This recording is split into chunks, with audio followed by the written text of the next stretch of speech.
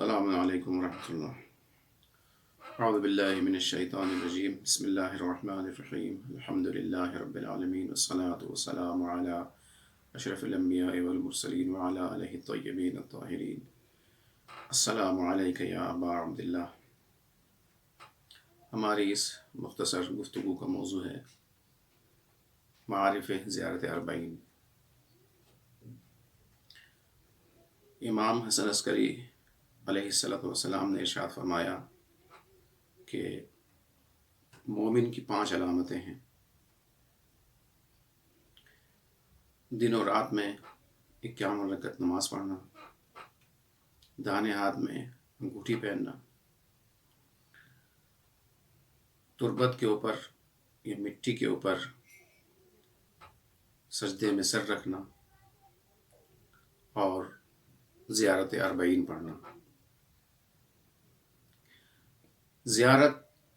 کے اصل معنی یہ ہیں کہ زائر مزور کے نزدیک حاضر ہو جائے اور پھر وہاں کسی لفظ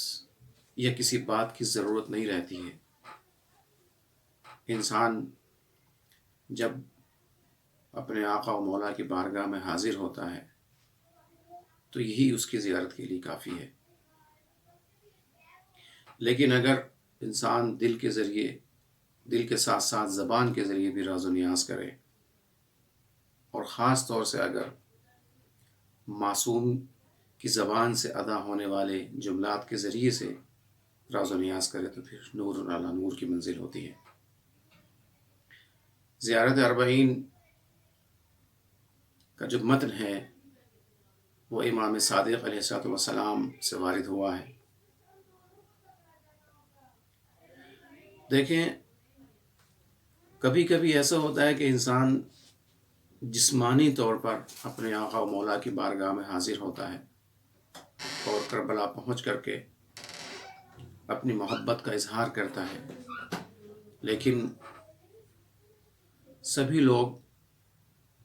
اس سعادت کو حاصل نہیں کر پاتے۔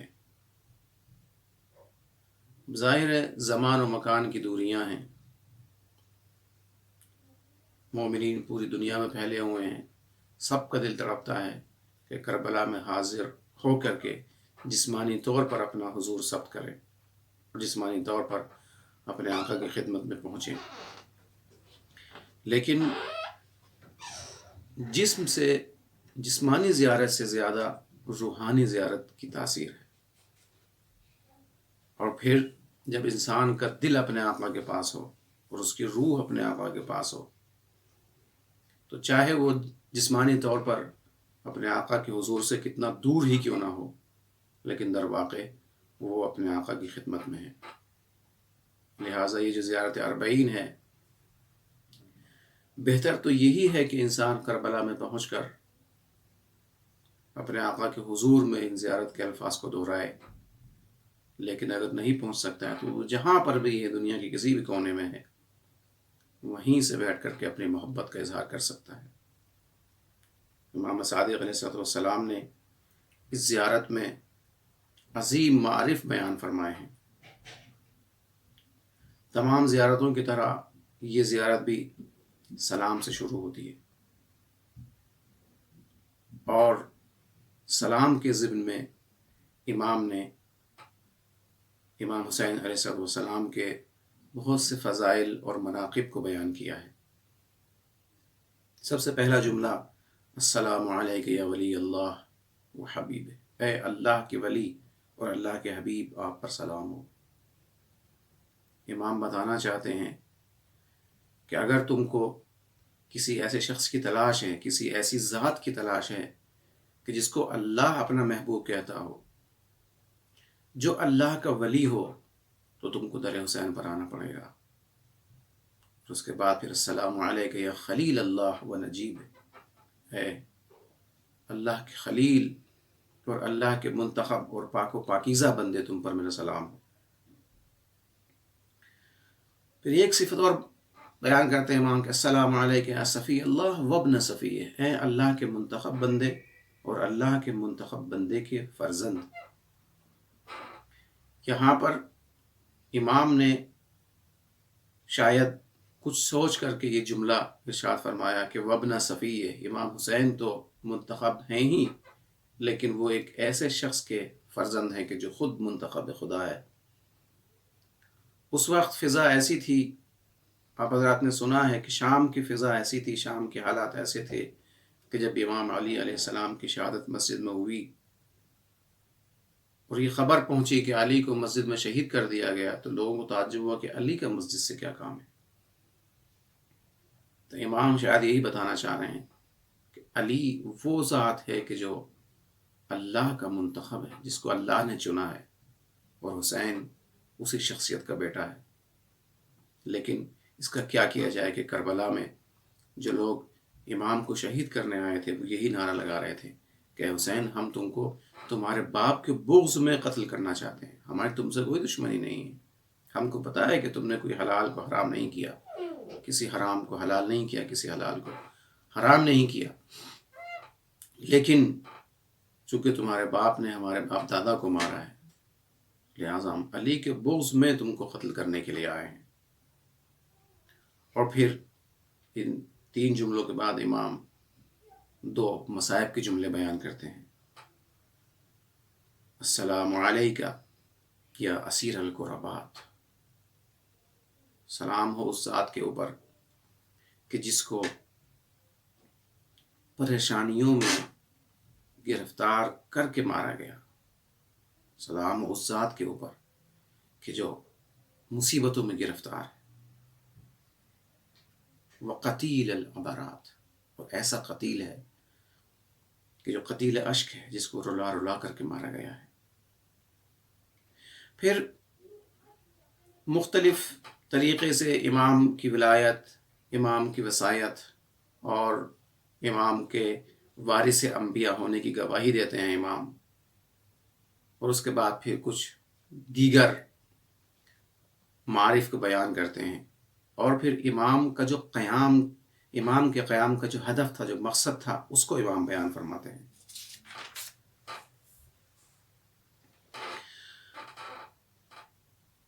اور مختلف صفات بیان کرنے کے بعد فرماتے ہیں کہ فَأَعْذَرَ فِي الدُّعَاء، آپ نے لوگوں کو دعوت دینے میں کوئی کوتاہی نہیں کی، دین کی طرف بلانے میں لوگوں کو کوئی کوتاہی نہیں کی۔ اور امام جب مدینے سے نکل رہے تھے تو یہی اعلان کرتے ہوئے نکل رہے تھے کہ میں اپنے نانا کے دین کو بچانے کے لیے نکل رہا ہوں، ان کی امت کو گمراہی سے بچانے کے لیے نکل رہا ہوں۔ دیکھیں، جب ایک عام انسان سوتا ہے،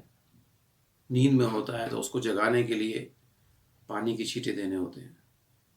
لیکن جب پورا معاشرہ خواب میں گرفتار ہو اور خواب غفلت میں پڑا ہوا ہو تو وہاں پر پانی سے کام نہیں چلتا، بلکہ وہاں پر خون کی قربانی دینی ہوتی ہے۔ امام نے یہی بتایا زیارت میں کہ امام حسین نے اپنا خون جگر پیش کر دیا اس امت کو بیدار کرنے کے لیے، اور نہ صرف اپنا خون جگر بلکہ اپنے گود کے پالوں کو، اپنے جگر کے پالوں کو قربان کر دیا، اپنے ایسے اصحاب کو قربان کر دیا کہ جو ایک شب میں پورا قرآن ختم کیا کرتے تھے، کس لیے؟ تاکہ لوگوں کو نکالیں من حیرت الضلالہ، تاکہ لوگوں کو اس گمراہی میں جو پڑے ہوئے ہیں اس سے نکالیں۔ لِيَسْتَنْقِذَ عِبَادَهُ مِنْ حَيْرَةِ الضَّلَالَةِ، گمراہی میں پڑے ہوئے، اس کے بعد جہالت میں پڑے ہوئے ہیں، اس جہالت سے نکالیں۔ دیکھیں، جب انسان جاہل ہوتا ہے اور وہ حقیقت کو نہیں سمجھتا تو پھر منزل یہاں تک آ جاتی ہے کہ امام حسین کے اوپر تیر مار رہے ہیں اور کہتے ہیں کہ ہم اللہ کی قربت حاصل کرنے کے، قربتاً الی اللہ، حسین کو قتل کرنے کے لیے آئے ہیں۔ اور یہ وہ لوگ ہیں، یہ وہ کوفے والے ہیں جنہوں نے، یہ وہ شام والے نہیں ہیں کربلا میں، بلکہ یہ کوفے والے ہیں، انہوں نے امام علی علیہ السلام کو دیکھا ہے، یہ امام حسین کو بخوبی واقف ہے، امام حسین سے بخوبی واقف ہیں، خوب جانتے ہیں کہ حسین کون ہے۔ اور اس کا ثبوت یہی ہے کہ جب جناب حر نے امام حسین کے لجام فرس پر ہاتھ ڈالا تھا تو وہ جانتا تھا کہ فاطمہ کون ہے. جب امام حسین نے فرمایا تھا کہ ثقلت کا امو کو یا حر، تو حر نے جواب میں یہ کہا کہ میں جانتا ہوں کہ آپ کی والدہ کون ہے، اس لیے میں کچھ نہیں کہہ سکتا. یعنی یہ کوفی جانتے تھے کہ حسین کون ہے، ان کے بابا کون ہیں اور حسین کا ہدف کیا ہے، لیکن جہالت میں اتنے پڑے ہوئے تھے کہ پھر ان کے سامنے کوئی چیز نظر نہیں آئی. اور جب انسان جہالت میں ہوتا ہے تو پھر دنیا کے پیچھے بھاگتا ہے، اس لیے کہ حقیقتیں اس کے سامنے چھپ جاتی ہیں. معاویہ نے امام علی علیہ السلام کے ایک صحابی کو بلایا اور اس کے سامنے یہ ثابت کر دیا کہ یہ جو میری فوج والے ہیں ان کو اونٹ اور اونٹنی کی بھی تمیز نہیں ہے. اونٹ اور اونٹنی کی جو مثال دی ہے وہ اس لیے کہ ان کا حشر و نشر ان کے ساتھ ہوتا تھا، یہ ان کی نسلوں سے واقف تھے، لیکن پیسے کے لالچ میں، دنیا کے لالچ میں اونٹ اور اونٹنی کے درمیان تمیز دینے سے قاصر تھے. تو معاویہ نے امام علی علیہ السلام کے اس صحابی کو مخاطب کر کے کہا کہ جاؤ علی سے کہہ دینا کہ میرے پاس کتنے ہزار ایسے سپاہی ہیں کہ جن کو اونٹ اور اونٹنی کی تمیز نہیں ہے، تو وہ حق و باطل میں کیا تمیز دے سکتے ہیں. جیسا میں ان سے کہوں گا وہ ویسے ہی مانیں گے. اگر میں کہوں گا دن تو وہ کہیں گے دن، اگر میں کہوں گا رات تو وہ روز روشن کو بھی رات کہنے کو برآمد ہو جائیں گے. یہ ہے جہالت. تو ایک جو اہم ہدف بیان کیا گیا ہے زیارت اربعین میں وہ یہی کہ امام حسین نے اپنی قربانی پیش کی، اپنے جگر پاروں کی قربانی پیش کی تاکہ اس امت کو جہالت سے نکال سکیں. اس سے بڑی جہالت کیا ہو سکتی ہے کہ فرزند رسول اپنے حج کو عمرے میں تبدیل کر کے لباس احرام سے باہر آ کر مکے سے باہر جا رہا ہے، اور اسی وقت لوگ احرام باندھ کر مکے میں داخل ہو رہے ہیں. جب جانے کعبہ ہی نہ ہو تو پھر کعبے کے طواف کا کیا فائدہ. لیکن ان کو اس چیز کی عقل نہیں تھی، اس چیز کی طرف متوجہ نہیں تھے. اسی لیے جب ظہر عاشور امام حسین علیہ السلام نے کہا کہ ابھی جنگ کو روک دو اس لیے کہ ہم نماز پڑھنا چاہتے ہیں، تو ایک ظالم نے یہ کہا تھا کہ اے حسین تم نماز پڑھ کے کیا کرو گے، تمہاری نماز تو قبول ہی نہیں ہوگی. اتنے جاہل تھے یہ لوگ. اسی جہالت سے نکالنے کے لیے امام حسین نے قیام کیا. اور جب انسان جاہل ہوتا ہے تو پھر امام اس کے بعد فرماتے ہیں کہ وقت تواضر علیہ من غرتہ الدنیا. ایسے لوگ امام کے مقابل میں آ گئے تھے کہ دنیا نے جن کو دھوکہ دیا تھا. دنیا کی صفت امام علی علیہ السلام نے یہی بیان کی ہے کہ تغر تضر تمر، دھوکہ دیتی ہے، اس کے بعد ضرر پہنچاتی ہے، اس کے بعد گزر جاتی ہے، چلی جاتی ہے. جیسے شیطان کی صفت قرآن مجید میں خدا نے بیان کی ہے کہ شیطان انسان سے کہتا ہے کہ اکفر، تم کفر اختیار کرو. فلما کفر قال انی بریء منک. جب انسان کفر اختیار کرتا ہے تو کہتا ہے میرا تو اس سے کوئی مطلب نہیں، انی اخاف اللہ، میں اللہ سے ڈرتا ہوں. تو یہ دنیا کی صفت ہے، دنیا بہکاتی ہے انسان کو. وقد تواضر علیہ من غرتہ الدنیا. اب ظاہر ہے عمر سعد کو پتا تھا کہ امام کی منزلت کیا ہے. اس نے اعتراف کیا تھا کوفے میں ابن زیاد کے سامنے کہ تم کو پتا ہے کہ میں کس کے مقابل میں جا رہا ہوں، میں اپنی دنیا کو بیچنے جا رہا ہوں، اپنے دین کو بیچنے جا رہا ہوں، تو اس کے مقابل مجھے کیا ملے گا. کہ تم کو کیا چاہیے کہ مجھے حکومت رہ چاہیے. دنیا کے بدلے وہ آیا تھا. اور پھر جتنے لوگ تھے اس کی فوج میں، اس میں سے زیادہ تر ایسے ہی تھے جو خاص طور سے جو قبیلوں کے سردار تھے، جو بڑے بڑے لشکر لے کر کے آئے تھے، وہ سب دنیا کے چکر میں آئے تھے. وَبَاعَ حَظَّهُ بِالْأَرْضِ لِلْأَدْنَى. یہ ایسے لوگ تھے کہ جنہوں نے اپنے حصے کو ایک معمولی قیمت پر بیچ دیا تھا، اپنی آخرت کو معمولی قیمت پر بیچ دیا تھا، معمولی سکوں کے عوض بیچ دیا تھا. یہ اور بات ہے کہ ان کو وہ عوض بھی نہیں ملا، وہ قیمت بھی نہیں ملی جس کے بدلے انہوں نے آخرت کو بیچا تھا. اور امام حسین علیہ السلام نے یہی بات کہی تھی عمر سعد سے کہ تم شہر رے کے چکر میں مجھے قتل کرنا چاہتے ہو، یاد رکھو تم کو شہر رے کا ایک دانے گندم بھی نصیب نہ ہوگا. لیکن کیا کیا جائے، یہ لوگ دنیا کے پیچھے اتنے زیادہ پڑے ہوئے تھے، اور اس کے نتیجے میں کیا تھا کہ وشرا آخرتہ بثمن لوکس، ایک معمولی قیمت کے بدلے اپنی آخرت کو بیچ رہے تھے۔ وَتَغَطْرَسَ وَتَرَدَّى فِي هَوَاهُ، ہوا و ہوس میں گرفتار تھے، غرور میں ڈوبے ہوئے تھے، اور یہ غرور ہی تھا کہ جس نے ان کو امام کے مقابل میں لا کر کے کھڑا کر دیا تھا۔ بہت سارے معارف امام نے بیان کیے ہیں، اس مختصر وقت میں سب کو بیان کرنا ممکن نہیں ہے۔ پھر آخر میں امام ایک چیز کی طرف اشارہ فرما رہے ہیں، وہ یہ کہ جو حسین کے چاہنے والے ہیں ان کا دل ہمیشہ یہ ہونا چاہیے، ان کے دل میں یہ بات ہونی چاہیے کہ کاش ہم بھی کربلا میں ہوتے، ہم بھی آپ کے ساتھ ہوتے، تو ہم بھی اپنے آپ کو آپ کی راہ میں قربان کر دیتے، اور ہم اس وقت نہیں تھے، تو اس وقت ہماری ذمہ داری یہ ہے کہ ہم آپ سے محبت کرتے ہیں، اپنی محبت کا اظہار کرنا یہ ایک زائر کی ذمہ داری ہے، اللہ کو گواہ بنا کر کے، اس کے ملائکہ کو گواہ بنا کر کے، تمام انبیاء کو گواہ بنا کر کے یہ اعتراف کریں کہ اے آقا ہم آپ سے محبت کرتے ہیں، نہ صرف یہ کہ آپ سے محبت کرتے ہیں بلکہ جو آپ کے چاہنے والے ہیں ان سے بھی محبت کرتے ہیں، لیکن اس کے ساتھ ساتھ یہ بھی کہ جو آپ کے دشمن ہیں ان سے ہم اظہار بیزاری کرتے ہیں۔ تو جب انسان حب اور بغض کا محور امام حسین کی ذات کو بنا لے گا تو پھر اس کی اپنی کوئی مرضی نہیں رہے گی، پھر وہ اپنے آقا کی مرضی کو دیکھے گا کہ میرے آقا کس کو دوست رکھتے ہیں، میرے آقا کس سے محبت کرتے ہیں، میرے آقا کس سے دشمنی کرتے ہیں، میرے آقا کے دشمن کون ہیں۔ تو اگر انسان اس حقیقت کو درک کر لے اور دل سے اس بات کا اعتراف کرے تو جو آپسی جھگڑے ہیں یہ خود بخود ختم ہو جائیں گے۔ ہماری اپنے بھائی سے دشمنی ہے، اپنے فلاں رشتہ دار سے دشمنی ہے، ہم یہ سوچیں کہ یہ حسین کا چاہنے والا ہے، ہمارے جو ذاتی اختلافات ہیں وہ اپنی جگہ پر، ان کی کوئی حیثیت نہیں ہے، لیکن اگر ہم یہ سوچیں کہ ہم نے ابھی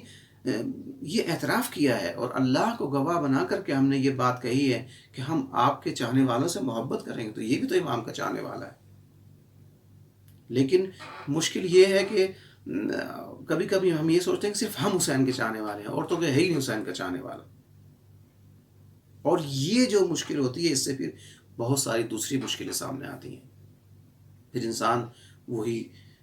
خدا نخواستہ ایسا نہ ہو کہ جو دشمنوں کی صفات ہے وہ اس کے اندر آ جائیں، وہ تغطرس غرور میں انسان مبتلا ہو جاتا ہے کہ حسین تو ہمارے ہیں، حسین تو بس میرے ہیں۔ تو اگر ہم دیکھتے ہیں کہ کوئی غیر آ کر کے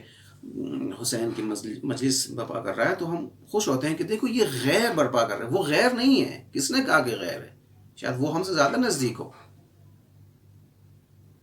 یہ کیا پتا کہ ہم صرف ہمارے حسین ہیں، ہم کوئی ٹھیکیدار نہیں ہیں، ٹھیکیداری ہے کہ ہمارے پاس امام حسین کی محبت کی۔ یہ تو امام حسین کا احسان ماننا چاہیے ہم کو کہ ہم کو اس لائق بنایا کہ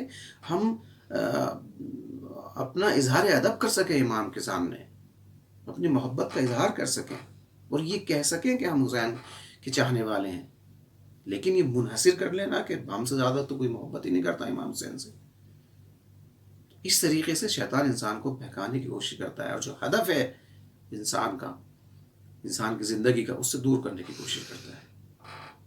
لہٰذا ہم ان جملات کو دہرانے کے ساتھ ساتھ جو ان کے اندر معارف بیان کیے گئے ہیں ان کے اوپر غور کرنے کی کوشش کریں، اور زیارت اربعین کوئی لمبی چوڑی زیارت نہیں ہے، اس کے ترجمے کے ساتھ، اس کے مفاہیم کے ساتھ پڑھنے کی کوشش کریں، اور یہ دیکھیں کہ امام صادق علیہ السلام نے اس مختصر زیارت میں کتنے عظیم معارف کو بیان کیا ہے۔ جب ہم ان معارف کے اوپر توجہ کریں گے تو یقیناً امام حسین کی معرفت میں اضافہ ہوگا، اور آخر میں خدا سے یہی دعا ہے کہ خدا ہم کو آخری دم تک امام کے چاہنے والوں میں قرار دے، اور جب اس دنیا سے جائیں تو ہمارے ایک ہاتھ میں دامن اہل بیت ہے اور ایک ہاتھ میں دامن قرآن ہو۔ السلام علیکم ورحمۃ اللہ وبرکاتہ۔